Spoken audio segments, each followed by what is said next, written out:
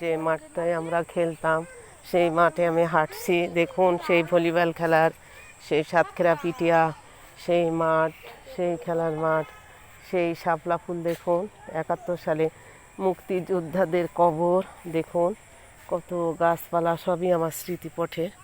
এই যে কবরগুলো আমরা ছোটোবেলা থেকেই দেখতাম, যে কবরগুলা যেতে পাখি উঠছে।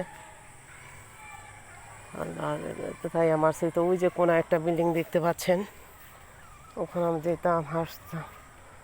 বড় জায়গায় আমরা সবসময় যাতায়াত করি, উঠি, বসি, খেলি। তো সেই হিসাবে আপনারা দেখুন যে আমি সেখানে হাঁটছি, চলছি, দেখছি এবং কথা বলছি।